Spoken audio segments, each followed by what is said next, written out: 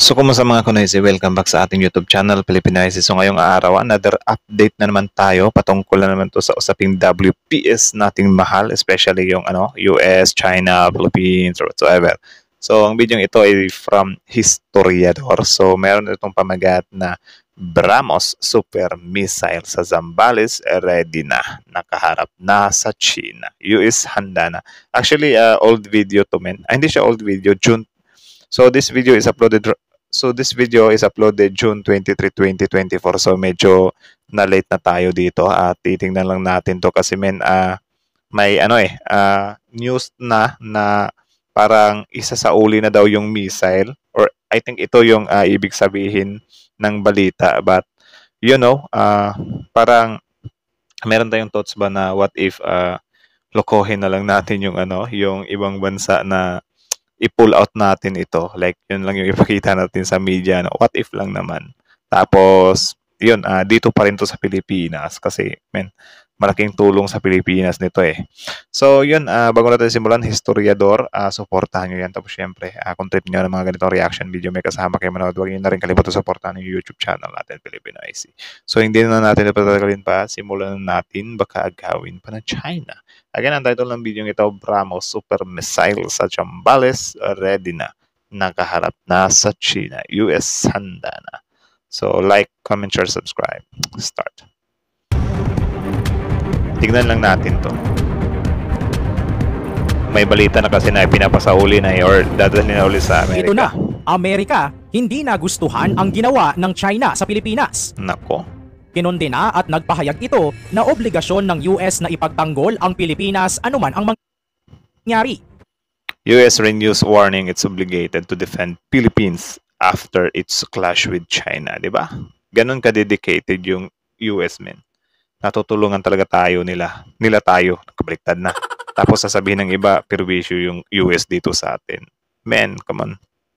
Kasama ang ibang kaalyado upang bantayan ang Philippine supply missions. Yun. Maliban sa Amerika, nakisali na rin ang Japan at Taiwan. Dahil dito, ang bansa ay muling itatayo ang kanilang infrastruktura sa Subic Bay upang mapalakas ang kanilang aerial surveillance at power projection capabilities. Nice. Upang suportahan ang reconnaissance at attack aircraft ng Philippine Air Force. Ang super missile ng Pilipinas, ang BrahMos anti-ship missile base sa West Philippine Sea ay naitayo na sa Camp Cape Bohiador sa Burgos, Ilocos Norte at Zambales, Western Luzon. At nakaharap na. Akala ko ito yung, or ano ba? Correct me if I'm wrong na lang ha. Ito yung yung sa US din. I think ito yun eh. Yung latest na balita kasi ngayon parang meron silang ipinapasauli na kasi pinalagan or na-trigger yung Russia at China. Ganun men. Ganon. Yung mga kapwa-Pilipino natin na mga pro-China dito, pinapaboran nyo yung mananakop sa atin, yung China. Kung pinapauwi nyo yung Amerika. Pinapaboran nyo sila. Kasi ngayon, ang iniiyak-iyak nila yung yung missile daw eh. Pinapasauli nila eh. Triggered sila. Ito sa China. Kaya anumang oras ay handa na ito sa anumang depensa at pag-atake. Naharap sa isang maikling nakaganapan ang Pilipinas at China sa West Philippine Sea matapos nasamsam ng mga puwersa ng Chinese Coast Guard ang dalawang rubber boat ng Pilipinas na magdadala sana ng mga supply sa isang military outpost sa pinagtatalo ng shoal. Ayon ito pa yung nakakatawa dahil sa kaganiran nila. Sila na ngayon yung may utang sa atin. 60 million in damage. Nako. Sa mga opisyal ng Pilipinas, naganap ang insidente matapos ang maikling na labanan sa Second Thomas Shoal. Sabi ko nga kanina, hindi ito nagustuhan ng Amerika at kinundina ang pangyayari at nagpahayag ng obligasyon na ipagtatanggol ang Pilipinas anuman ang mangyari. May Mutual Defense Treaty ang bansa, kaya kapag nilusob o... Ito yun ha, ito yung ipagdadasal talaga natin to men, na walang problema dito.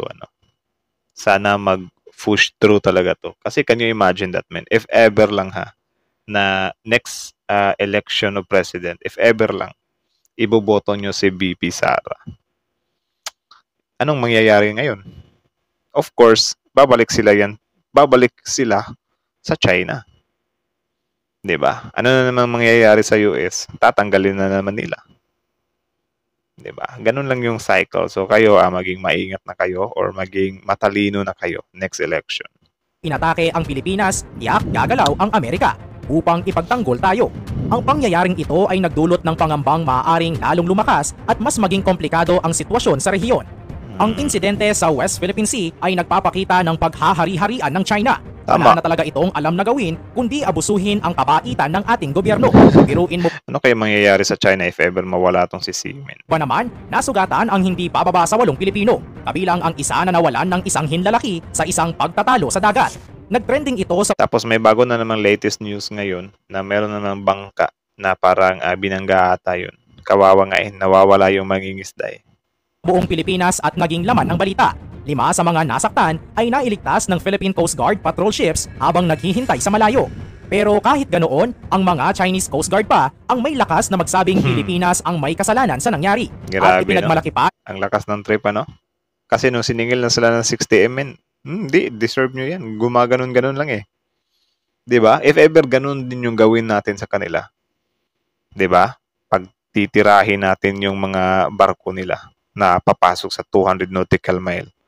So pwede din para tayong maghain sa kanila. Deserve nyo yan. Pumasok kayo sa 200 nautical mile natin eh. Ang problema kasi dito sa China, alam naman nila na pinag-aagawan pa yan. Ay, hindi na nga pinag-aagawan eh kasi naipanalo na nga natin yan eh sa arbitral eh. 'Di ba? Kung gano'n na hindi pa talaga sila settled, of course, they'll take 50-50. 'Di ba? Meet halfway. Hindi yung hindi sa amin talaga to tapos sila pa yung may gana na 60 million yun. Deserve nyo rin naman yan. Pumasok kayo.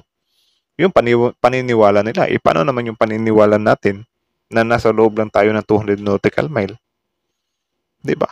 Pangit ng mindset ng mga ng Foreign Ministry ng China na ang kanilang mga aksyon ay act of professional na ginawa lamang ang tama. Dahil sa insidente, naging maugong ang usapin patungkol sa kakayahan ng Amerika na ipagtanggol ang Pilipinas kapag nag-escalate ang tensyon sa digmaan. US-Philippine Mutual Defense Treaty na nag-oobliga sa Estados Unidos na tumulong sa depensa ng Pilipinas sa anumang armed attack. Ito rin ay binigyang diin ni Deputy Secretary of State Kurt Campbell sa isang tawag sa Pilipinas.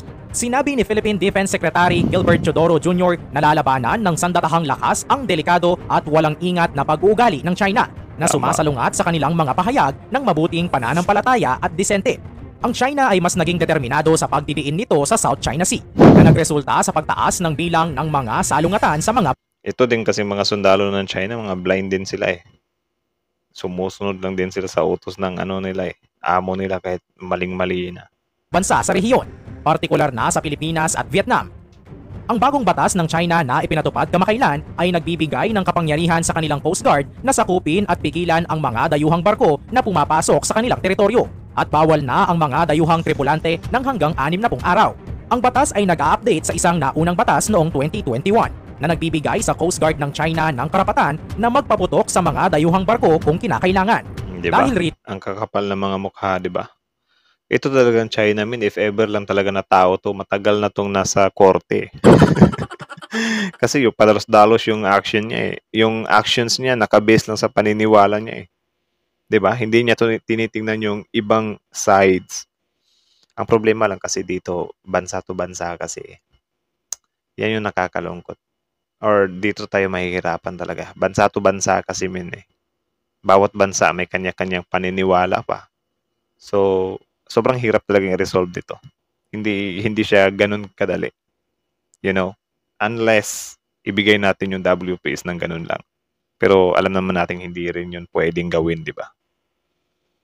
Sa isang tawag sa telepono, tiniyak ni Secretary Antony Blinken ng US State Department ang suporta ng Estados Unidos sa Pilipinas matapos ang sagupaan sa South China Sea.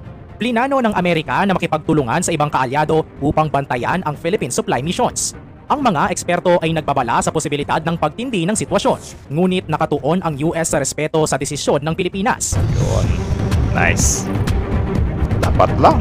Mga kahistoryador, ang mga bansa tulad ng Britain, Canada at United States ay kinundina ang mga aksyon ng China, partikular sa implementasyon ng bagong patakaran ng Coast Guard ng Beijing na nagpapahintulot sa kanila na pigilan ang trespasser ng walang paglilitis simula noong June 15. Grabe, no? Parang sila yung almighty talaga, no? Hindi pa rin nagpadaig ang mga Pilipino. likas sa atin ang pagiging matapang sa anumang hamon sa buhay. Kaya naman sa gitna ng pagtaas na tensyon sa West Philippine Sea, ang Pilipinas ay naglalakas loob na muling itayo ang kanilang infrastruktura sa Subic Bay upang mapalakas ang kanilang aerial surveillance at power projection capabilities. Ang plano ay naglalayong magtayo ng isang bagong forward operating base sa Subic Bay International Airport upang suportahan ang reconnaissance at attack aircraft ng Philippine Air Force. Ipinahayag ang mga hakbang na ito sa harap ng pagpapatibay ng militar ng China at sa lumalabas na kakulangan ng kakayahan para sa pambangga sa teritoryo at pangangalaga ng ating soberanya. What if hindi si PBBM yung presidente ngayon? No? Nakakalungkot. I mean, what if hindi si PBBM, hindi din si BP Sara? Ano kaya yung mangyayari sa Pilipinas, men? What if si Manny Pacquiao? Ano kaya yung desisyon niya dito? Or what if si Isko Moreno? 'Di ba? Or what if si Lenny? Can you think of that? Kasi kung si BP Sara, if ever si BP Sara, tatakbo yun ng presidente, alam na natin yung mangyayari. I think, i-continue niya lang yung legacy ng tatay niya. Or yung nasimula ng tatay niya, di ba? So, wala lang din. What if kaya yung ibang mga presidente, ano kaya yung gagawin nila? Nako, play. Sa gitna ng pagkakaroon ng magandang lokasyon ng Subic Bay na katabi ng South China Sea, ang Pilipinas ay nagtatag ng Naval Operating Base sa lugar noong 2022 upang mapadali ang military operations at pagtugon sa anumang banta sa rehiyon. Ang proyektong ito ay isa sa mga hakbang ng Pilipinas upang mapalakas ang kanilang kakayahan sa depensa at operasyon sa South China Sea at iba pang maritime areas. Ang hakbang na ito ay bahagi ng Comprehensive Archipelagic Defense Concept ng Pilipinas na naglalayong punan ang mga kakulangan sa pagtatanggol sa malawak na kapuluan ng bansa.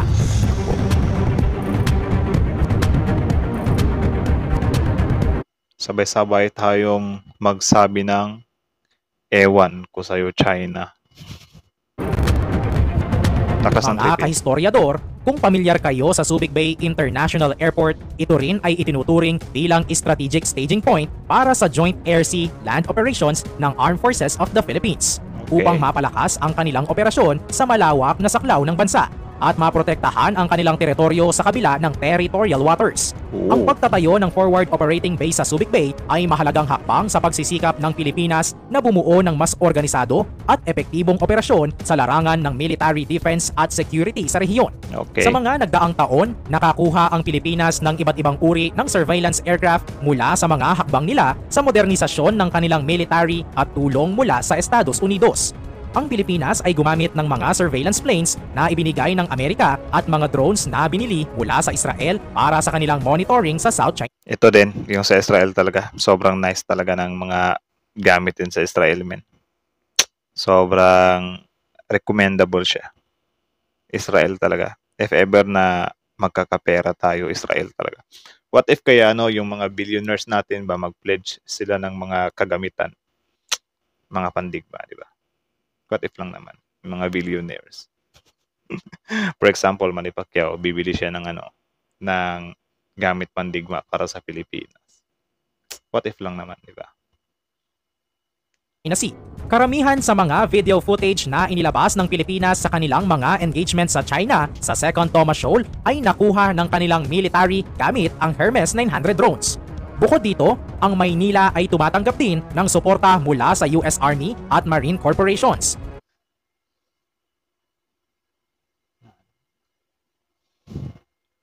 Ito ay sa larangan ng drone surveillance. Ang Marine Corporations ay unang nag-deploy ng kanilang Reaper drone sa Pilipinas sa rotational na base para makatulong sa pagsasama ng mga impormasyon mula sa intelihensiya. Pero alam nyo ba na natayo na ang kauna-unahang super missile ng Pilipinas? Ang BrahMos Anti-Ship Missile Base sa West Philippine Sea ay naitayo na. Ang mga bagong supersonic cruise missiles ng Pilipinas ay may kakayahan na protektahan ang teritoryo mula 290 hanggang 300 kilometers ang layo. Grabe, no? Ang layo, no? Ganyan talaga dapat man eh. Kung marami lang tayong ganyan, I think, mangangamba yung ibang bansa eh. Especially yung China talaga. Problema kasi sa atin, wala tayong ganyan. Kaya sana naman talaga, pondohan talaga ng malaki yung opensa natin at depensa. Goodness. BrahMos base ng Pilipinas ay makikita sa naval installation sa Zambales, Western Luzon, batay sa satellite imagery na inilabas kamakailan.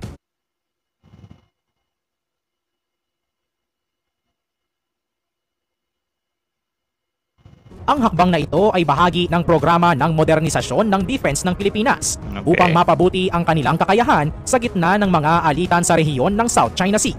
Ang Pilipinas ay nakakuha ng mga suporta mula sa bansang India sa pamamagitan ng pagbili ng BrahMos Supersonic Cruise Missiles noong 2022. Isang proyektong nagkakahalaga ng $375 million na tumutok sa... Magkano kaya yung Iron Dome, ano?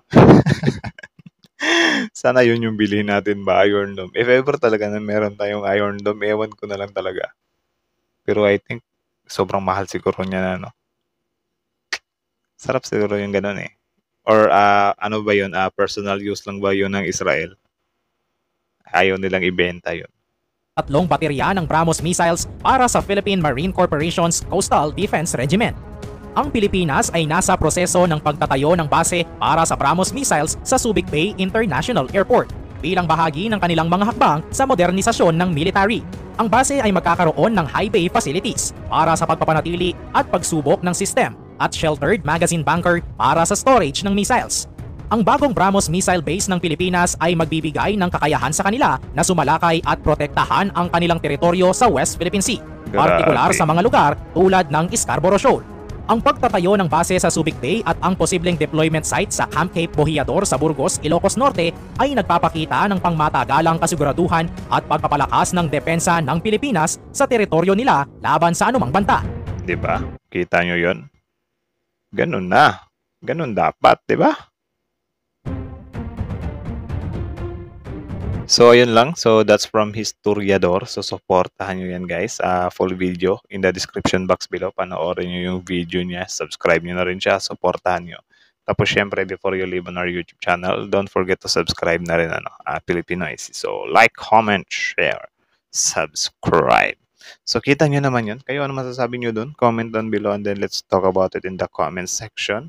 Para, yun, malaman din natin or pag-usapan natin yan sa comment section. So, kita nyo naman yun, di ba? Ganun na desperado yung US. I mean, yung China, man. Di ba? Ganun din sila ka-triggered, if ever, na tinutulungan tayo ng bansang Amerika. Kasi, syempre, tama nga naman, di ba? Kahit sino naman sigurong bansa, like for example, yung China, known sila sa pagiging aggressive nila. Of course, ayaw nilang maging malakas pa sa kanila yung bubulihin nila. Kaya nga yung Japan, India, medyo nahihirapan sila kasi pumapalag eh. Unlike sa Pilipinas, walang palag. Ngayon na nandito na yung US, kita nyo naman kung gaano yung China, di ba? Dinadaan niya lang sa sa parang pasigaw-sigaw or parang pagbabanta na lang. Dinadaan niya na lang yun sa parang tapang-tapangan. Pero ang totoo talaga niyan, of course, wala na. Takot na yung China talaga sa US na mag-operate dito or parang medyo triggered sila ba. Kaya dinadaan na lang nila sa, hey US, ba't ka nakikialam dito? Ba't ka nakikialam dito? Gaganon-ganon na lang yan. Kahit na alam naman nila na meron nga tayong Mutual Defense Treaty. Hindi. Huwag ka makialam dito. Tapos, sol-sol sa Pilipinas. You Philippines, you're playing fire. Kayo talaga yung nagpapagamit kayo sa Amerika. Pawn lang kayo. Tapos malaman-laman natin yung mga Pilipino pro-China natin, ganun din yung sasabihin. Pawn lang tayo, ginagamit lang tayo. Like, men, pare-pareha kayo ng script ng China. Napaghahalataan kayo. But anyways, ganun nga, thanks talaga dito sa US dahil nandyan pa rin talaga sila after nilang i-dump nung Administrasyon Duterte. Tapos, yun, yung India, thanks to them too kasi ang mga gamit nila solid din at syempre yung Israel din. At sa mga bansa na friend ng Philippines, sobrang solid nila, men. At sana if ever na tupakin or biglang biglang sumpungin itong China, pagtutulungan-tulungan natin to kasi yun, laban natin tong mga maliliit na bansa. Diba? Magtulungan tayo. Kakaya natin yan, men. Kasi yung China, wala noon lang talaga sila sa pananakot So sana nga, time will come, masolusyonan na to or matapos na to, syempre magdasal pa rin tayo. Kasi yung iba kasi, hindi na nila nakikita yung ang tinitingnan na lang nila, mga war freak tayo na parang nag-a-agree tayo sa plano ng gobyerno. Like, come on, man. Bakit ganon? Kayo, sa kabila, kaya lang naman kayo ganyan yung mga mindset nyo kasi yung politiko nyo na sinusuportahan, doon siya sa China panig 'Di ba? Bakit ba if ever na si P. Duterte, bigla yang for example, kinabukasan, bigla yang magsasabi na ayaw ko na sa China. Tama yung ginagawa ng US. Do you think hindi kayo susunod? Magpapaiwan kayo doon? 'Di ba hindi? Susunod kayo kay P. Duterte sa administrasyon ng Duterte. Yan yung totoo. 'Di ba? Yung kaming inaano na hindi. Gaganon-ganon pa kayo Halatado naman, 'di ba? So, again, hanggang dito na lang muna. Kayo ang masasabi niyo dito, comment down below and then let's talk about it in the comment section. So, again, Historiador and Filipino ISIS. So, yeah, like, comment, share, subscribe. Filipino ISIS out.